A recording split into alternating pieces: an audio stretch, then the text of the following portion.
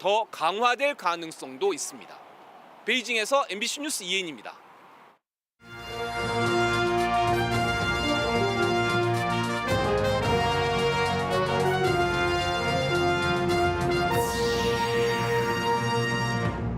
열네 명이 목숨을 잃은 오송 지하차도 현장에서 미신고 실종자 수색도 마무리됐습니다. 현장 감식이 시작됩니다. 몰라서 미리 통제를 못했다던 충청북도가 사실은 지하차도 침수 1시간 반 전에 세 차례나 범람 위기 통보를 받았던 것으로 드러났습니다. 분노한 시민단체들이 김영환 충북지사와 이범석 청주시장 등을 경찰에 고발했습니다. 중대재해 처벌을 요구했습니다. 며칠간 계속된 비가 그치면서 수해 현장에는 복구 작업이 본격화됐습니다. 청주 괴산은 특별 재난구역으로 선포됐습니다.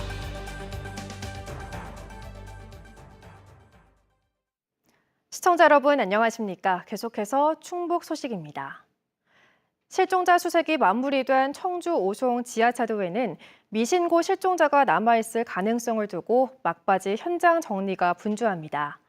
비 때문에 한 차례 감식을 연기했던 경찰은 내일 국립과학수사연구원과 함께 현장 조사를 시작할 예정입니다.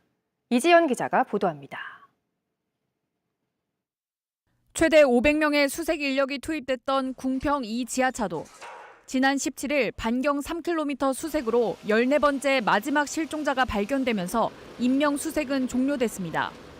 하지만 현장엔 십수명 경찰과 구조대원들이 현장을 떠나지 않고 남아 있습니다. 혹시 미신고 실종자가 있을 수 있기 때문입니다. 지하차도 안에는 아직 공개되지 않은 통제구역 안, 차도의 중심부가 남아 있습니다. 이제 청소만 하면 되는데요. 펌프가 안 돼갖고 순찰차가 계속 물을 퍼내고 있거든요. 지하차도는 입구와 가까운 곳부터 서서히 제 모습을 찾아가고 있습니다. 참사 현장은 여전히 이렇게 통제선이 젖어 들어갈 수 없는 상태입니다. 저 멀리 보이는 안쪽에서는 살수차가 마지막 남은 진흙을 연일 제거하고 있습니다. 진흙이 제거되면 이제 본격적인 현장 감식이 시작됩니다. 설계도에 따랐는지 배수 펌프는 제대로 설치한 건지 분석해 과실 여부를 따질 계획입니다. 동시에 직접적인 사고 원인으로 지목된 미호강 제방에 대해서도 2차 합동 감식이 진행됩니다. 워낙 범위가 넓어서 같이 가져가서 좀 사용을 하려고 합니다. 길이라든가 각도라든가 뭐 형상을 다 데이터를 다 뽑을 수 있는 거죠. 경찰은 터널에 있던 차에서 블랙박스를 회수해 분석에 나서는 한편 충청북도 각 부서와 도로관리사업소 등에 대해서도 당시 대응이 적절했는지 조사에 착수했습니다. MBC 뉴스 이지연입니다. 도로관리 책임이 있는 충청북도는 왜 미리 통제하지 않았냐는 물음에 몰랐다는 취지로 말했었는데요. 사실은 충청북도도 똑같이 전달받고도 대처하지 않은 것으로 드러났습니다. 그것도 침수 2시간 전에 3차례나 전화를 받았던 걸로 확인됐습니다. 조미애 기자가 취재했습니다. 사고 이틀 뒤인 지난 17일. 왜 미리 통제하지 않았냐는 기자들 질문에 충청북도는 몰랐다고 답했습니다. 임박성 그런 부분에 대해서는 아직까지 확인은 저희 도에서 정확하게 그 정보를 접수한 바가 없는 것 같다. 이렇게 지금 현재까지 확인되고 있습니다. 그런데 사고 2시간 전인 오전 6시 31분 미호청교 공사 발주처인 행복청 직원이 충청북도로 직접 전화를 걸어왔습니다. 청주에서 오송으로 넘어가는 미호청교 인근 제방 범람 위험으로 주민 대피 준비와 교통 통제가 필요하다.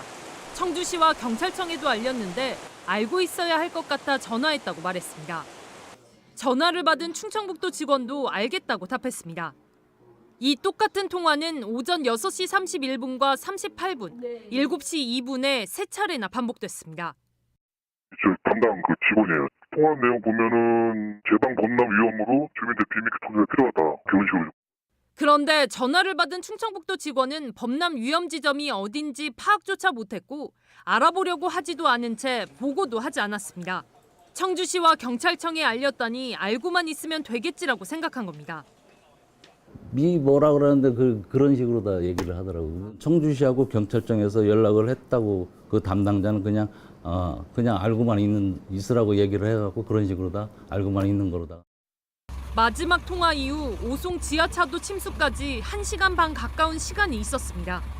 행복청에 사전 위험 알림이 있었다는 보고는 참사 이후에야 이루어졌고 몰랐다던 충청북도는 참사 발생 나흘 만에 부랴부랴 이 사실을 인정하고 정정했습니다. MBC 뉴스 조미입니다. 충청북도의 무능한 대처도 문제지만 재난 상황을 빠르게 공유해서 대처하자고 만든 재난안전통신망도 엉망이었습니다. 경찰은 하천이 넘쳐 위험해진다고 이 재난안전통신망에 알렸는데 정작 도로 통제 여부를 판단해야 할 충청북도엔 이런 사실이 전달되지 않았습니다. 김영일 기자입니다. 미호천 범람이 일어나기 1시간 전쯤인 오전 7시 경찰 상황실에서는 범람이 우려된다는 신고가 잇따랐고 1시간쯤 뒤 차도를 통제하라는 신고까지 빗발쳤습니다.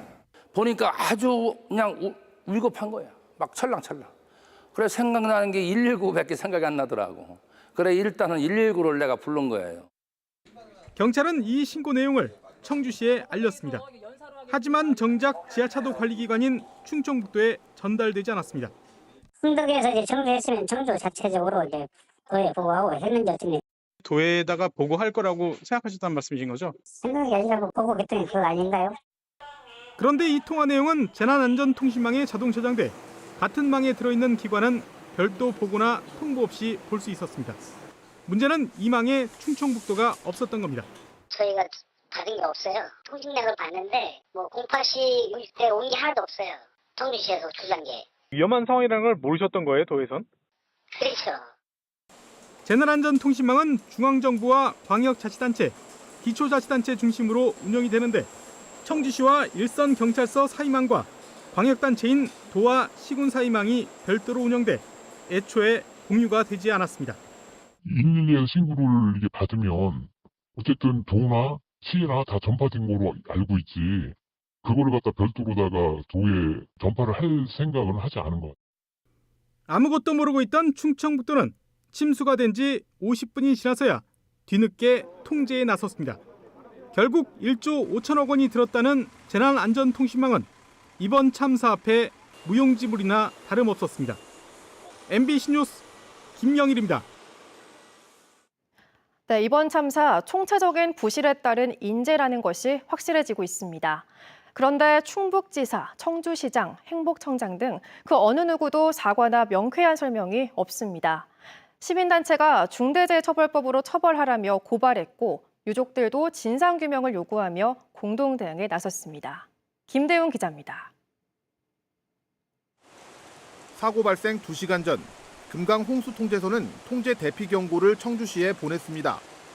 청주시는 이 경고를 받고도 아무 조치를 취하지 않았습니다. 지하차도가 충청북도 관할이란 이유였습니다.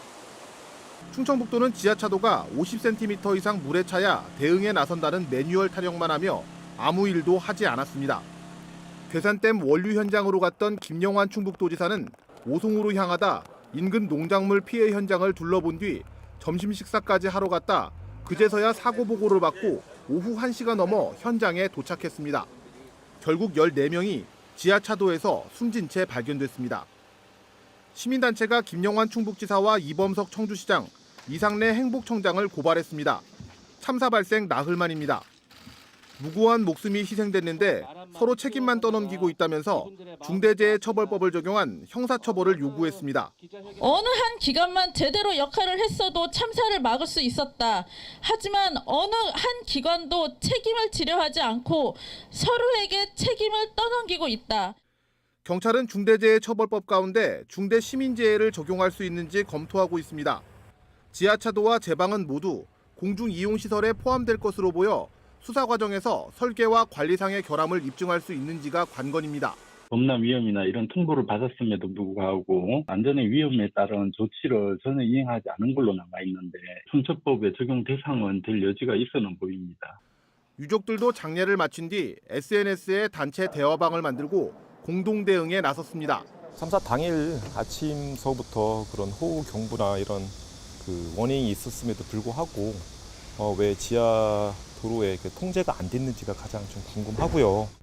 지난 4월 일어난 분당 정자교 보행로 붕괴 사고에 대해서도 중대재해처벌법 적용이 검토되고 있지만 지난해 중대재해처벌법 시행 이후 아직 중대시민재해로 처벌된 사례는 없습니다. MBC 뉴스 김대웅입니다. 경찰이 오송 지하차도 수사본부장을 전격 교체했습니다. 경찰청은 충북경찰이 호우 관련 112 신고를 받고도 제대로 대처하지 못했다는 논란에 따라 수사본부장을 기존 충북청의 송영호 수사부장에서 서울청 김병찬 광역수사단장으로 교체했습니다. 또 서울에서 광수단과 반부패 공공범죄수사대 소속 수사관 등 50명을 파견해 수사단을 보강할 방침입니다. 청주 오송 지하차도 참사와 관련한 국무조정실 현장 감찰이 시작됐습니다. 국무조정실 공직복무관리실은 충북경찰청 대회실에서 사고 지점 관할서인 청주 흥덕서와 오송 파출소 직원 등을 상대로 신고 시각과 내용에 따른 판단과 조치가 적절했는지 조사하고 있습니다. 경찰은 궁평 2 지하차도 침수 1시간 반 정도 앞선 15일 오전 7시 2분과 25분 정도 앞선 58분, 두 차례에 걸쳐 주민 대피와 교통 통제 요청 신고를 받았지만 엉뚱한 지점으로 출동했다 완전 침수 20분 만인 9시 1분에 도착했습니다. 앞서 청주시와 충청북도, 충북소방본부 등에 대한 조사도 시작했습니다. 댐 원료 등으로 침수 피해를 입고 주민 1000여 명이 대피했던 충북 괴산에는 일주일 만에 비가 그쳤습니다. 그동안 토사가 계속 밀려와 복구에 어려움을 겪었는데 이제 속도를 낼 수 있게 됐습니다. 이승준 기자가 보도합니다. 복구 인력이 없어 낙담하던 3년차 귀농 청년에게 사람들이 달려왔습니다. 진흙탕으로 변한 하우스 정리가 우선순위. 쓰러진 묘목을 세우고 묘목이 담긴 화분을 조심스럽게 하우스 밖으로 옮깁니다. 아직도 걷기 힘든 뻘밭에선 인간띠를 만들어 도움을 주고받습니다. 함께 수해를 입은 청년 농부도 더 어려운 곳을 찾아왔습니다. 제 거는 제가 감당이 되는데 여기 보시면 아시겠지만 감당이 혼자서는 힘들어서 오게 됐고, 그리고 제가 여기서 계속 살려고 하니까 그래도 좀 주변에 도와드려야 될 것 같아서. 정말 막막했을 때 이분들에게 도움을 받으면서 저도 나중에는 꼭 다른 분들에게 도움이 줄 수 있어야겠다라는 생각을 했고요. 쓰러진 인삼밭도 하나둘씩 다시 일어서고 있습니다. 전문가는 뚝딱뚝딱 망치질을, 자원봉사자는 주변 쓰레기를 정리하며 힘을 보탭니다. 비가 그치면서 돌아온 폭염 탓으로 하우스 안은 불감하지만 땀을 훔칠 새도 없습니다. 생각한 것보다 좀 많이 상황이 안 좋아서 저희가 오늘 하루지만 한번 열심히 저희 직원들하고 노력해서. 중장비 기사는 무너진 잔해를 치우고 공무원은 흙탕물에 젖은 솥과 그릇을 씻습니다. 젊은 군인은 무거운 가재 도구를 옮기고 중장년은 관광지에서 쓰레기를 줍습니다. 전국에서 온 봉사자들은 힘 닿는 만큼 능력껏 손을 보탭니다. 시간을 하루라도 내서 빨리 달려가야 되겠다는 마음으로 오늘 급하게 이렇게 왔습니다. 충북에서 이번 폭우로 침수 피해를 본 곳은 3,700여 곳. 비가 그치며 본격적인 복구가 시작됐지만 무더위와 폭염으로 상하는 농작물도 많아 복구 인력은 그만큼 시급합니다. MBC 뉴스 이승준입니다. 네, 조금 전 국무조정실 관련된 뉴스에서 자막이 잘못 나가는 사고가 있었습니다. 시청자 여러분의 양해 바랍니다. 계속해서 다음 소식입니다. 네, 이번 폭우로 충북에는 17명의 인명피해와 함께 잠정 집계로만 600억이 넘는 재산 피해가 났습니다. 다행히 가장 큰 피해를 입은 청주와 괴산이 특별 재난지역으로 선포돼 복구에 숨통이 트였습니다. 정재영 기자입니다. 지난 9일 이후 청주에 내린 비의 양은 568.1mm입니다. 지난해 1년치 강수량의 절반에 가까운 약 46%가 단 열흘 사이 쏟아진 겁니다. 14명의 목숨을 한꺼번에 앗아간 참사에 산사태와 도로 유실, 침수 등 2천여 건의 피해가 발생했습니다. 댐 물이 넘쳐 마을을 덮친 괴산도 심각한 피해를 입었습니다. 같은 기간 1년 강수량의 약 40%에 달하는 폭우가 쏟아져 주택과 농경지 등 148곳이 피해를 입었습니다. 지난 16일까지 잠정 집계된 충북 재산 피해액만 청주가 약 153억 원, 괴산 약 137억 원 등 총 612억 원에 달합니다. 정부는 사전조사 결과 가장 피해가 컸던 청주와 괴산을 전국 11개 지자체와 함께 특별 재난지역으로 우선 선포했습니다. 피해를 입으신 분들의 신속한 일상 복귀를 위해 사전조사가 완료된 지역부터 특별 재난지역으로 특별 재난지역 주민들에게는 일반 수혜민에게 지원하는 세금 면제와 유예, 공공임대 주거 지원 외에 12가지 항목이 추가 지원됩니다. 건강보험료와 전기, 도시가스, 난방, 통신, 전파 사용료가 감면되고 예비군 훈련과 TV 수신료 등이 면제됩니다. 특히 일반 재난지역의 경우 복구비를 국가와 지자체가 반반씩 부담하지만 특별 재난지역은 국가가 피해 지자체의 재정력 지수에 따라 복구비 중 지방비 부담분을 최대 80%까지 추가 지원합니다. 국고 지원 비율이 더 올라가는 겁니다. 그러니까 50%에서 각 시군별로 그 비율이 다 조정이 틀려지는 겁니다. 80%까지도 갈 수도 있고 그러면 지방비 부담이 줄어들고 있습니다. 다만 당초 충청북도가 청주 괴산과 함께 건의했던 충주는 이번 우선 선포 대상에서 제외됐습니다. 충청북도는 정부가 합동조사를 통해 특별 재난지역을 추가할 예정이라며 충주와 음성 소이면 등 다른 지역도 지원 대상에 포함될 가능성이 있다고 설명했습니다. MBC 뉴스 정지영입니다. 24명의 사상자를 낸 오송 궁평 지하차도 참사와 관련해 희생자들을 위한 합동 분향소가 마련됩니다. 충청북도는 내일부터 오는 26일까지 충북도청 신관 1층 민원실 앞 로비에 합동 분향소를 차리고 매일 오전 9시부터 밤 8시 사이 조문객을 받는다고 밝혔습니다. 충청북도는 유가족 임시 대표를 통해 사망자 14명 중 7명의 동의를 받았고 2명은 유족의 연락이 닿지 않고 있다고 밝혔습니다. 분향소에는 희생자들의 사진 대신 위패가 모셔지며 유족들의 상주 여부는 확정되지 않았습니다. 김용환 충북지사는 첫날인 내일 오전 8시 50분쯤 조문할 예정입니다. 큰 수해와 오송 지하차도 참사 등의 이유로 예정됐던 공연과 행사들이 취소되고 있습니다. 청주시립 우륵국악단은 김원선 상임지휘자 취임을 기념하는 제132회 정기연주회를 오는 25일 예고했지만 음악 공연을 여는 것은 적절치 않다고 판단해 취소한다고 밝혔습니다.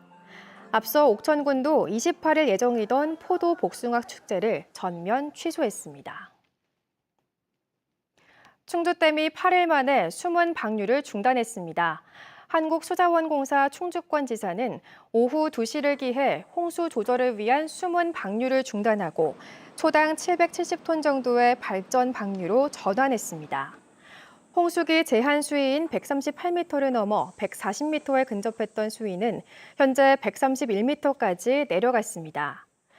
수문을 열고 초당 2,500톤까지 방류했던 대청댐도 현재 수위가 72m까지 내려가 초당 방류량을 1,200톤까지 줄였습니다.